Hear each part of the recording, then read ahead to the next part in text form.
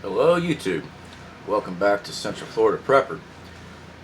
Today I'm going to start with a video that I think everyone needs. Beginner preppers need to make sure you do is to store water. You have to have water. You have to have water to drink, you have to have water to bathe, you have to have water to do dishes, you have to have water for sanitation, cook. You have to have water, alright? Now there's a lot of things out there, top in water containers, I saw a 5-gallon water container. They're blue, UV protectant, $20 some for a 5-gallon, just a container, not even the water in it. I don't get those, even if I had the finances to. Nah. This here's to help a new prepper out. Okay, you don't have to sit there and go get all that stuff. If you do have a lot of money and you've got all those really nice things, good for you. I'm not down in anybody that actually can afford the nicer high-end things of prepping. Very good for you. Okay, I'm not talking bad about anybody here. I'm just talking about what I do here at the house. We reuse a lot of containers. Milk jug. I know you're not supposed to use milk jugs. There's nothing wrong with using milk jugs. Okay. The main concern about milk jugs is the possibility of living culture that's still in the milk jug from your milk. We wash ours out very vigorously. Okay, we use Dawn to begin with, wash it out, then I treat it with bleach, wash it out again afterwards, then we fill it up, and we do just fill up with tap water. Okay, now these jugs here we store inside our house, dark, nice, cool area, so no sunlight's getting to it, temperature's regulated, so we're not having anything grow. Now, our water jugs, I talked about this before when I store water for drinking water, even though it's just tap water. Every couple months, I flush every container out that I have, every container, and I refill them up. Do I have to? Probably not. Do I do it just for my own peace of mind? Yeah, I do. I've had dysentery before. Done some paid survival training. You see them online all the time. You go here, you pay them so much, they teach you how to do this, how to do that. I always try to expand what I know. One of the courses I was involved with was, you got dysentery. Yeah, so I never knew I was going to get it, and it sucks. It's no fun. The second time I got it was by accident. I knew the water was questionable, but I needed water. Didn't have a way of purifying. I was riding freight trains at the time. I was stuck in Wyoming outside of Rock Springs. Found some water to drink, and it was bad. I could taste it was bad, but I was dying of thirst. So yeah, dysentery sucks. That's why we buy filtration systems. I already talked about it. Sorry, Manny. Now I do have another one here. This one here we use in the house. Just show the new prepper how to use it. Other preppers is already out there. I'm sure you already do, which is great. Glad you actually stopped by and checked out the channel. Thank you. And like I said before, I love comments from everybody. So new prepper, old prepper, don't care. Go ahead and comment. I'd like to hear from you. Another one we do is 2-liter bottles, which work great with our Sawyer minis. Now, CDC recommends to use bleach to treat your water. Yes, if you are collecting water, rainwater, if you're going out to the pond collecting water, rainwater and pond water, I still boil and treat with my bleach, and then I run it through my filtration system. I just do not take a chance of getting something. I'm sorry. I'm not sorry. It sucks you have the dysentery. Okay, it makes your life a living hell. It's bad. Okay. CDC recommends 1/8 teaspoon per every gallon. Now that's clear water. All right, you can actually see through. You know, it looks nice and tasty. The second one here is a quarter teaspoon for cloudy water.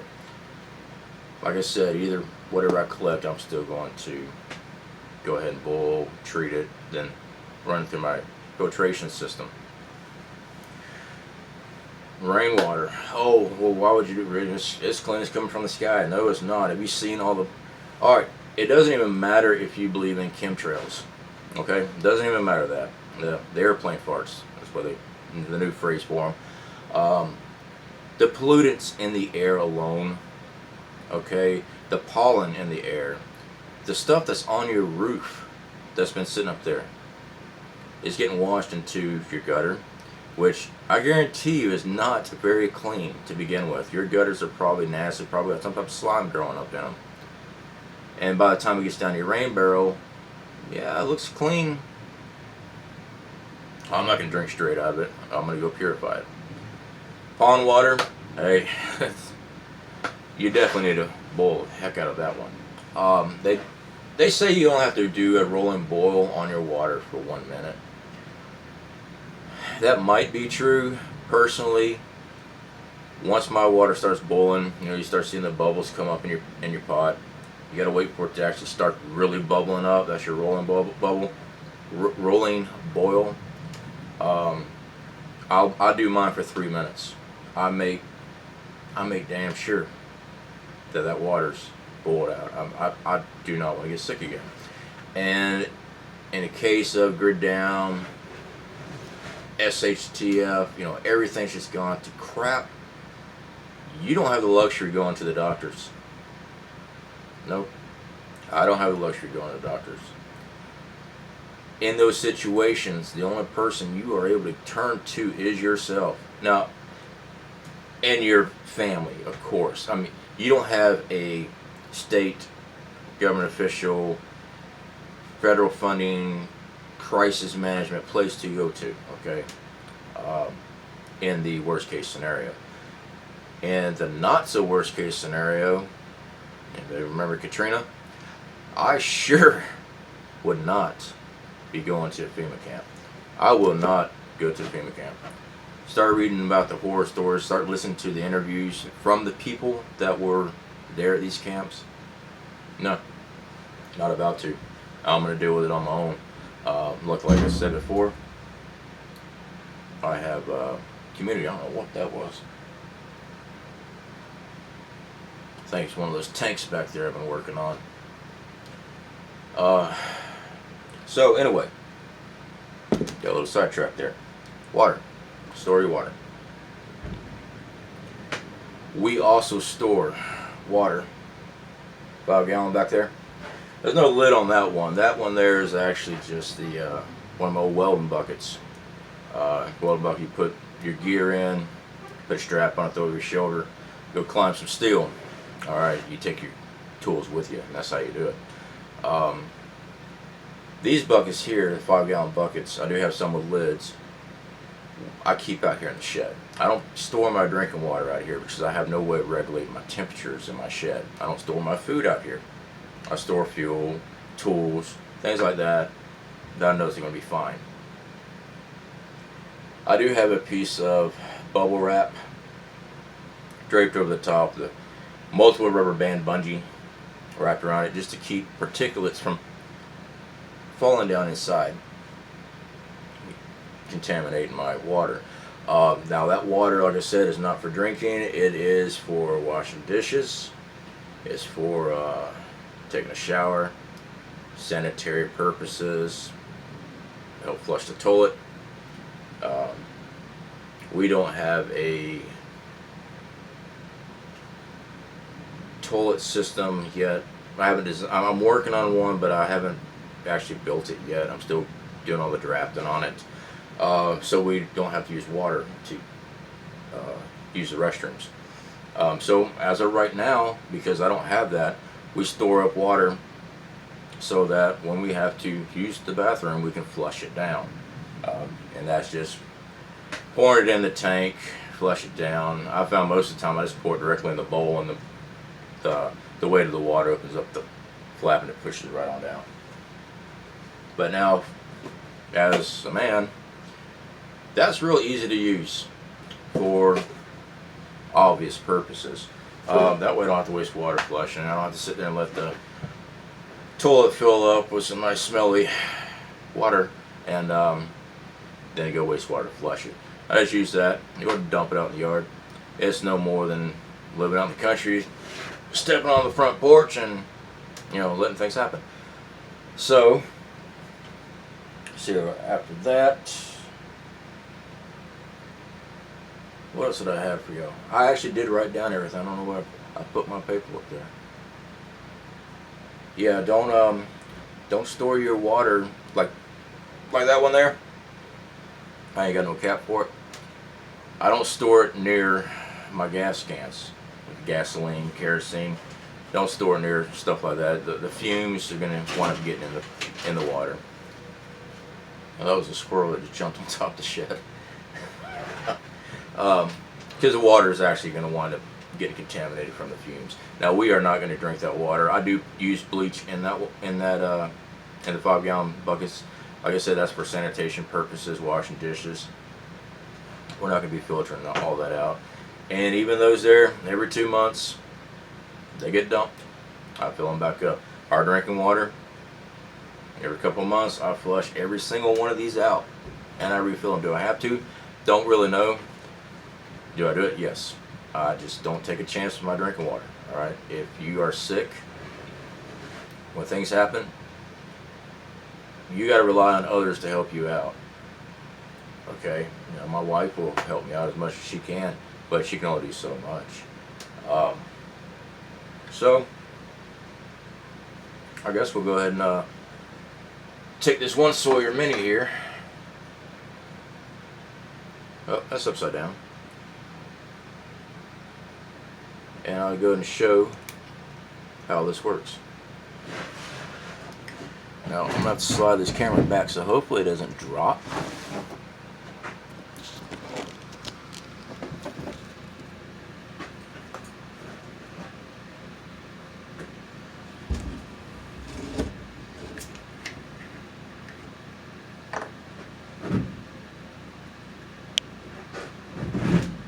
Alright, so I took the cap off my 2-liter. Got a little gasket. Got threads on the inside. Put it right on top. Screw it on. Now, I did bring one of our extra tea jugs out here.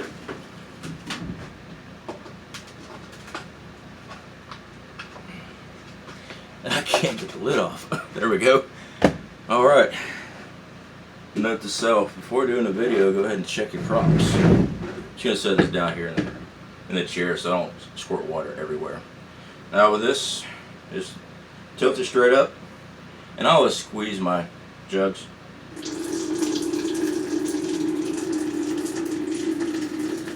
Now with the 2 liters, they'll get airlocked. Okay? So it's dented. That doesn't screw it. Put air back into the container. Tilt it right back up. Start again. Real simple. I'm not going to sit here and drain this whole thing. Talking about a boring video then. Oh.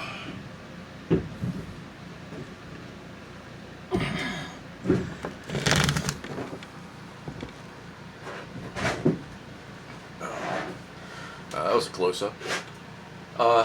So yeah, it's a real simple filter. The filters do come with a little bladder bag.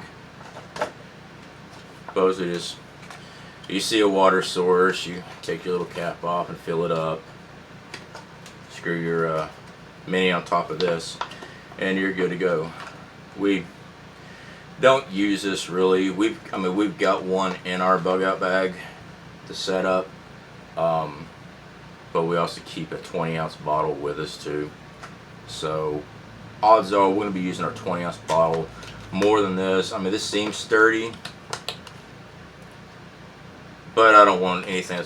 We keep it as a backup, but I don't want anything puncturing it. And then if that was my only source of collecting water in my bug out bag and something happens to it, pretty screwed. So now these things do come with a flush kit. You backwash your filters when you're done, when you go put them back in storage. So for 20 bucks, you can't beat these kits, okay? I mean, we get them at Walmart. I've looked around to see if I can find cheaper sets and stuff like that. No, it's about 20 bucks. So it's worth it. Been using mine for 5 years, something like that, close to 5 years, and I've had no problems out of them. They say they filter up to 100,000 gallons. I'm guessing that's true. I don't know. I've never reached 100,000 on mine yet, so I can't tell you if it actually does reach 100,000 or not. Just I know I've never reached that far yet. So other than that, that's about all I've got for water. Just make sure you start collecting. You need water, especially besides just drinking alone. You need water for cooking food. Like, you know, if you're stockpiling rice, you're gonna need water. I mean, unless you're gonna just eat handfuls of dried rice, I don't recommend that. You gotta have water to cook. You do need to bathe. Okay, sanitation's a major issue. When SHTF goes off, you've got to bathe. You've got to, you got to keep your diseases down. Unwashed bodies, sanitation problems, it's going to cause diseases. So you've got to have water on hand. Like I said, we do have water nearby. That's another good thing. Since obviously you got internet available because you're watching this, pull up your Google map of your local area, zoom out, find ponds, find streams, find things around you, and then go visit them. See how easy access it is. See what's around there. See if it's built up. See if there's a lot of people living around it. Find you some water sources, okay? Because when the day comes and you turn on your tap water and nothing happens, that's when you want to wish, oh man, I wish I'd stored up water. We use our stored up water all the time here in Central Florida. We're in Apopka, Florida. We lose water every couple months. It just, boom, nothing comes out the tap. I'm like, oh come on, now we're going to have a boil water notice all over again. And where we live at, we might get the boil water notice a week after the faucets don't turn on. And I'm not talking about it's just the water's out for 20 minutes. No, this last time the water was out for over 2 days, 3 days. But it was 3 days. But we had, we had stored water. Turns out that there's a water main broke somewhere on the grounds or something like that. I don't know. You never really hear much from associations unless you're up in their face all the time. I kind of leave those people alone. They leave me alone. So yeah, start storing some water.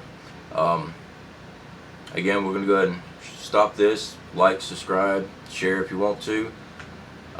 Please feel free to comment. Anything you want to say, anything you want to talk about on another video, you want me to make a different video, hey, just let me know. Alright, I'll be more than happy to check it out and see what I can do. Alright, till next time, y'all have a good one.